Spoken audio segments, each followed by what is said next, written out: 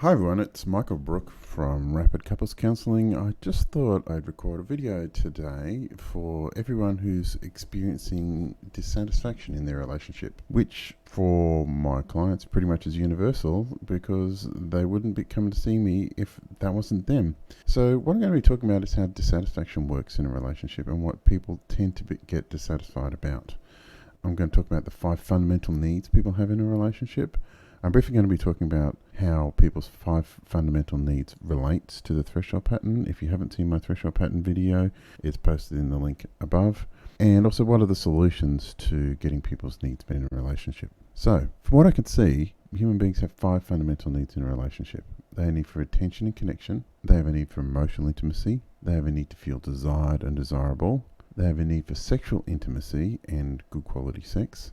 And they have a need for distance and time apart. Now, at the beginning of the relationship, most people are getting most of those needs met. But as time goes by, they're not getting their needs met for a number of perfectly valid reasons. One of which might be children have shown up. Another might be there might be work pressure. There might be stress. You might be depressed. You might have some mental health issues. You might have health issues that might be getting in the way of your capacity to meet your partner's needs. And as that time goes by, people tend to get pretty upset about that. Over a period of time, they get a level of dissatisfaction.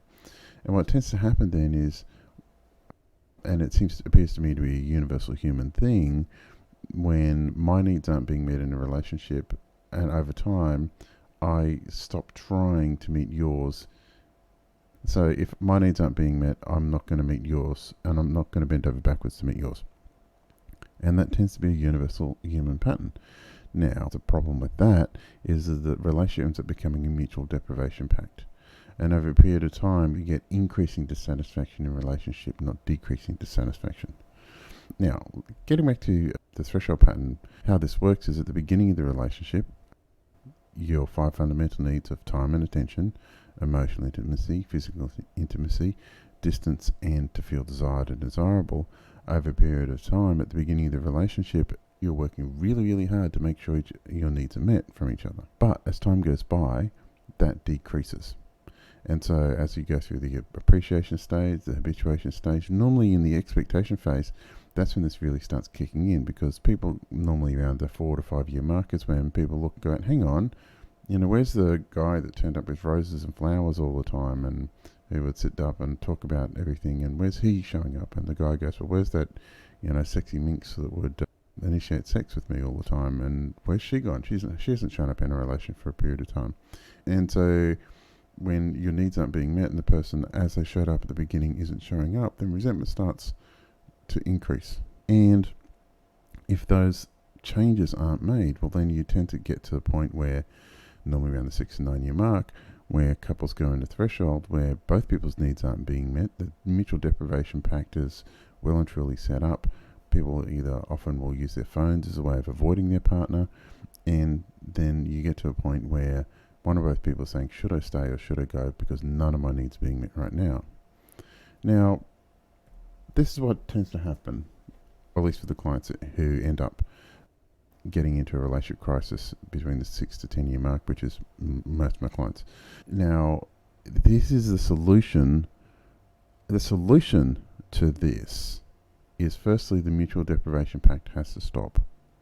So both people have to let go of the past. All the stuff that happened in the past, you need to let go of that. All right. Now, that can be difficult, particularly if there's issues around infidelity, if there's issues around breaches of trust. If that's going on, then you should probably call and book in for a session with me. But fundamentally, what tends to happen is the mutual deprivation pact needs to stop. Both people have to take responsibility and go first to improve their relationship. Like, as I say to people, if you want your relationship to improve, you have to go first. Next thing is, both people have to ask for their needs to be met that aren't being met. Because sometimes your partner doesn't know what's really upsetting you. Sometimes they do, but sometimes they don't. And so you need to be able to ask. One of the things I've learnt from doing hundreds of sessions with couples is that universally, a lot of clients are really crap mind readers. A lot of people think our partner knows what we want a lot more than what we do. And it's useful to say explicitly what you want and need. Next thing is both people actively seek to meet their partner's needs while asking for theirs to be met. So there has to be a mutuality. There has to be fairness in a relationship. Fairness is incredibly important in relationships.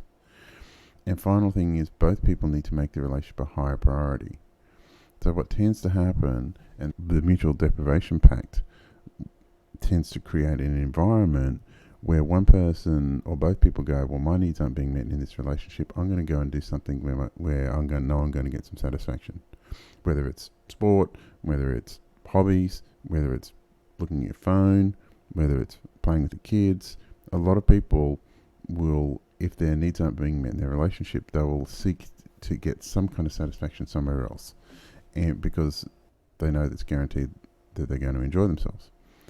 That needs to stop. You need to, or at least you need to make sure that the relationship is a high priority in order for your relationship to improve. Now, the final thing is this new pattern of meeting each other's needs needs to become a daily habit. What you want to avoid is what tends to happen is that people will go, oh, they'll have 2 weeks, a couple of weeks where things are good, and they'll sit back in their old patterns of deprivation. Or they'll have a couple of weeks of things are good, and then things get really stressful at work, and one person stops trying again. And what then tends to happen is you get this kind of roller coaster of a relationship, and the highs are good, but the lows really, really suck. So you want to avoid that. You want to make sure that meeting each other's needs, being clear about what they are, is a daily habit. Okay? Now, I hope this has helped. If this has brought up some stuff for you, if you've recognized the mutual deprivation pact in your relationship, then you should probably book in for a session. You can go to my website, www.rapidcouplescounselling.com.au. If you are having a relationship crisis, please call me on 0432 681 321. Please like and subscribe on the video. I'm going to be producing a lot more content like this.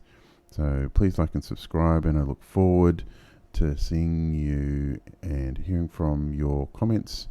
Please, if you want to have some comments about this video, please put some comments in the video. I'll be happy to answer them, and I look forward to producing some more content for you shortly. Bye.